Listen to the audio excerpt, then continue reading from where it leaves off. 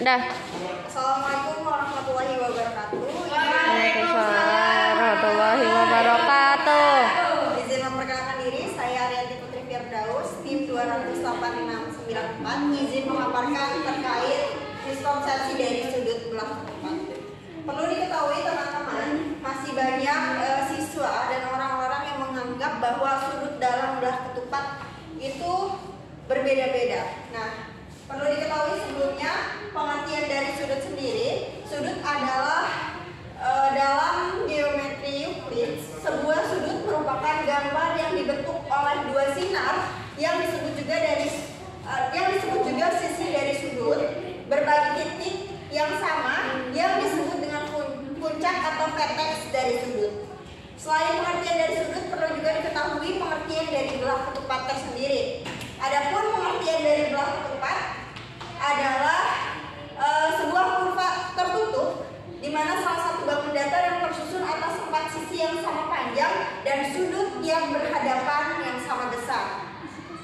Kemudian perlu diketahui terlebih dahulu macam-macam dari sudut dalam. Untuk sudut dalam yang pertama ada sudut tumpul, di mana besaran sudut tumpul itu lebih dari 90 derajat. Kemudian yang kedua ada sudut lancip, di mana besaran sudutnya yaitu kurang dari 90 derajat.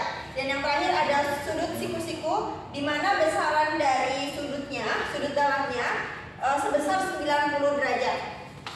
Kemudian apa miskonsepsi dari sudut dalam belah ketupat?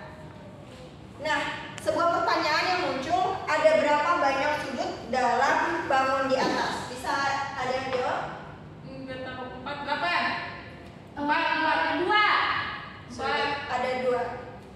1. Oke. Ada berapa jenis sudut dalam bidang belah ketupat tadi? 1. Ada 1. Apa sudutnya?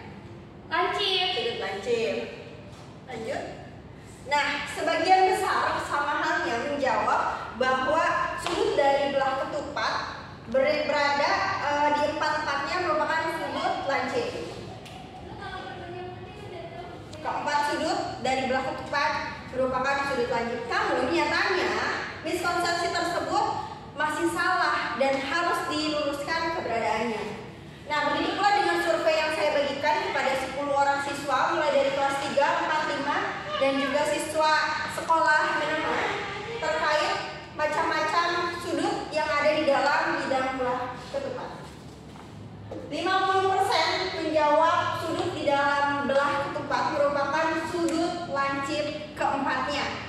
Kemudian 33,3% menjawab sudut tumpul dan sudut lancip.